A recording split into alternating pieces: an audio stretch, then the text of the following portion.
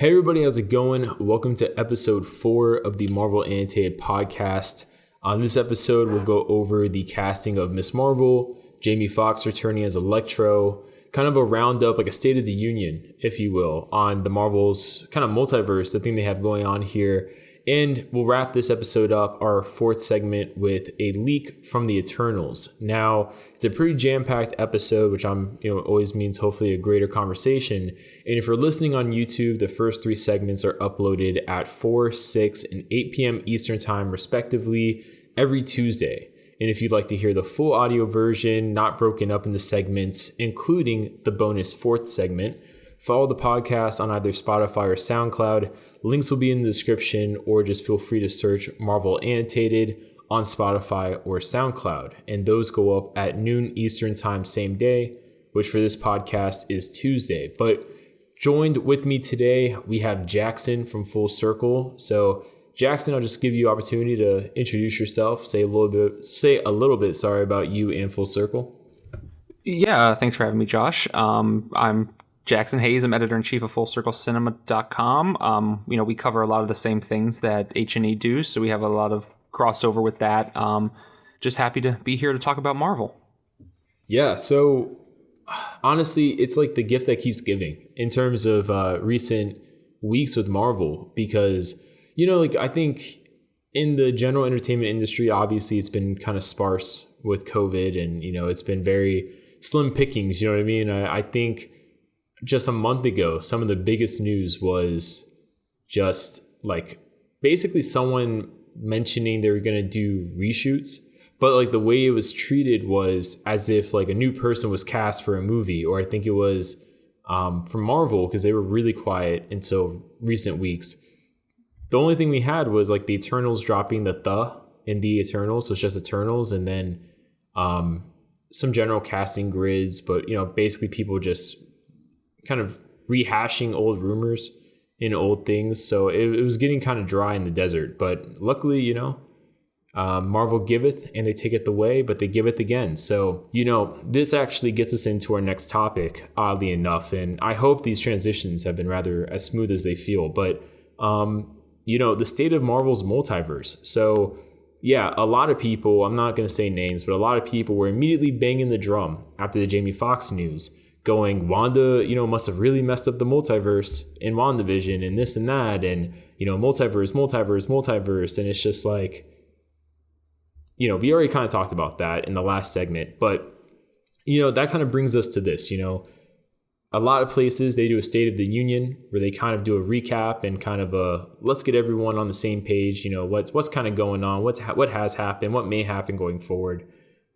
This is kind of our version of that for the Marvel Multiverse as we currently know it. So first and foremost, with the MCU, Doctor Strange and the Multiverse of Madness is going to really kick off a much in detail exploration of the multiverse. Beforehand, Doctor Strange mentioned the multiverse. They kind of really teased it. The Ant-Man franchise has as well, in terms of using the quantum realm. That was even further built on in Avengers Endgame, with how they used it to quote unquote travel through time, but really it was just jumping through multiple universes here and there, as the Ancient One showed in terms of her kind of presentation to the Hulk. Now we go to Doctor Strange and the Multiverse of Madness, which will follow from WandaVision, where she is gonna predictably break the multiverse in her attempts to create the perfect family life with Vision and her twins and all that stuff. But also in the Doctor Strange 2 film, we're gonna get America Chavez, and who is Miss Marvel, or not Miss Marvel, she's Miss America, and the main ability she has is traveling across the multiverse.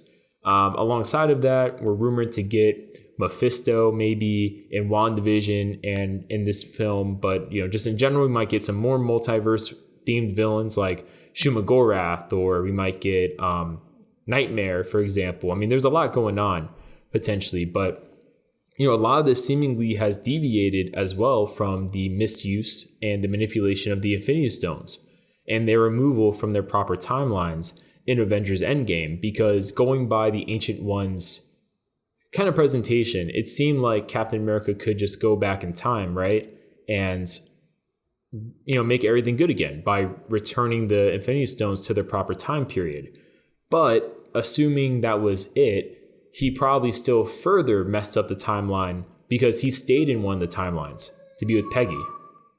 And not only did he do that, but then Loki had access to the Space Stone during a mishap in one of the kind of time travel episodes. And he's been traveling all across space-time, which is going to be explored in his Disney Plus series with the TVA, which is kind of like cops monitoring, the multiverse and everything. And then last but not least, the more recent news, we have Kang the Conqueror, which it may appear is less of a time traveler kind of conqueror and more so a multiverse kind of individual. And using the multiverse, he pseudo time travels, so to speak. So that is that. And then with the other Marvel films, before Jackson, I hand it over to you for your thoughts. The Sony Morbius movie supposedly is set in the Raimi universe. Then the Venom movie film franchise is rumored, this is the key here, rumored to be set in the Amazing Spider-Man universe, in terms of what Sony kind of wants to do with it, in terms of still being able to say there's like a Spider-Man there and still having the flexibility to do what they want. But that's a rumor. There's also rumors that it's going to be retconned into the MCU. And then currently, without all those rumors, it's technically just in its own little pocket of multiverse space. So there's that. But of course, the Jamie Foxx news hasn't helped at all in terms of the Amazing Spider-Man universe reappearing somewhere. And, way back when they tried doing the Amazing Spider-Man universe Oscorp Tower in the MCU. So, if that happened, who knows where we'd be today. But, last but not least, we have the proper MCU timeline universe with Tom Holland's Spider-Man. So, yeah, that's kind of the state of the Marvel universe. And Jackson, Jackson, what is your commentary on that? So, like I spoke on earlier, DC, the Arrowverse, and not to, I know this is a Marvel show, but to make the comparison, the Arrowverse opened a Pandora's box when they did Crisis on Infinite Earths and they showed Ezra Miller's Barry Allen. They opened a door for a lot of people who are fans of comic books to believe that every movie now that DC's basically confirmed this, and they've stepped on the gas pedal with that, with every movie in their universe, every project that exists in their universe exists in a multiverse. Cool, completely fine. It's a really cool idea. The crossover potential is awesome. Now, Marvel has not so much so, put that same stamp on it.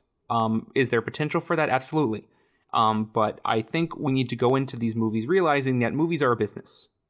You know what I mean? Fan service comes secondary. They want to make money, and they want to make money as best they can. And when it comes to things like Venom and Morbius, Sony's doing what they can to benefit from the popularity of Tom Holland's Spider-Man franchise. Venom made a lot of money. Good for them. They made Spiderverse, and they're going to attempt to connect Spiderverse to a lot of these things. Absolutely good on them. They made a lot of money and won an Oscar. That's great. Morbius is going to attempt to do the same. It's going to attempt to come in and make money and help push this universe. And now they're doing these series. They have the Silk series in the works, and they're also doing the Spider-Woman movie with Olivia Wilde directing. And I know that but at its core, at this point, that universe is separate. I think what we need to realize is the MCU is a very specific entity. This has been a concurrent story from start to finish up through the Infinity Saga. They're starting to branch out now, like we talked about Miss Marvel, these Disney Plus shows. But when it comes to this, I mean, obviously, when Venom first came out, Kevin Feige was very specific not to say that this was connected to the MCU. And I know Amy Pascal over at Sony tried to make some comments saying, Spider-Man exists, you just don't see him. He could be anywhere. Maybe it is connected, but that doesn't appear to be the case. Kevin Feige is very specific about what he wants in his universe. The multiverse will open things up, but I do not expect, and we touched on these scooper things earlier. There have been some random things going off the internet, like Tom Cruise is going to appear in the Multiverse of Madness movie as a different version of Iron Man and things like, all these sorts of things. And while great ideas and all this, obviously the multiverse will open up for different takes on different characters. I'm just not sure that we're going to open up and there is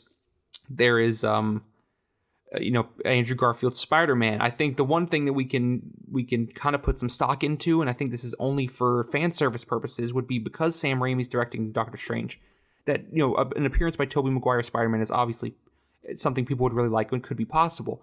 But I do not think that this is opening the door to like where everything is going to be connected, where Ben Affleck's Daredevil is somewhere out in the multiverse and things like that. Yeah, like it's not the same thing. You know what I mean? It's a very specific entity. If they want to touch on things and call back to things, that's different. But coming out and claiming that every Marvel project that's ever been made is part of this multiverse is a bold statement to make. It worked for DC, and I hope it continues to work. We haven't seen a lot of it yet, to be fair.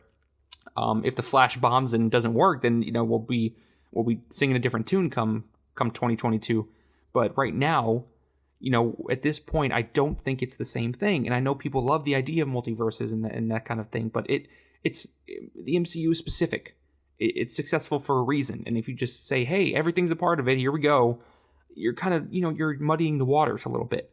While it's fun for fans, the business is a business, and we need to worry about that and keeping this franchise going as long as possible. And I'm just not sure that opening that floodgate is the right one to do. As fun as the idea is. Yeah. But that's just my opinion. No, I mean, that's a good point. And, I just think in terms of the multiverse thing, I think Marvel, you would hope, right, is also cognizant of the fact that, originally, like, there's always a trend, right? Like just a thing that everyone's trying to do because they think it's the hot thing. And once upon a time, and Marvel got on this early. They weren't the first to do it, but they got on it early and definitely wrote it to really a lot of success. But it was the whole shared universe concept.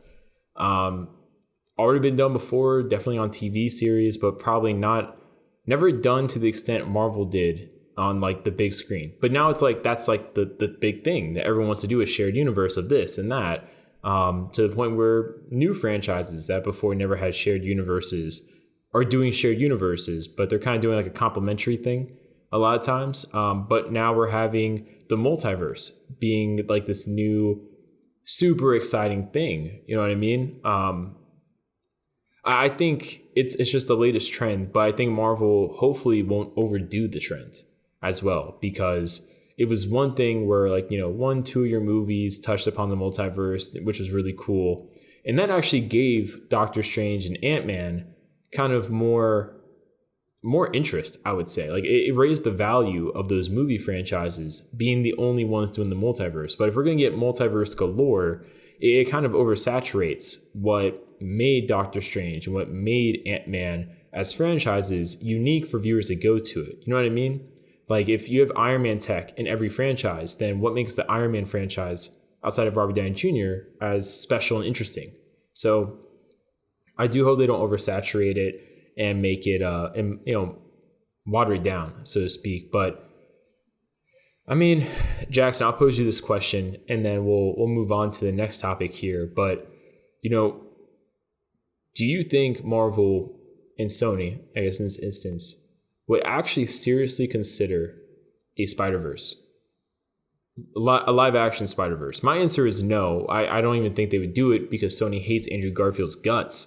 For how he disrespected Sony's execs. But I mean, I don't think they would, also because they already kind of did it in the animated film. So I feel like they wouldn't want to double dip and like take away what kind of that whole animated franchise is kind of going for with the Spider-Verse. But what do you think?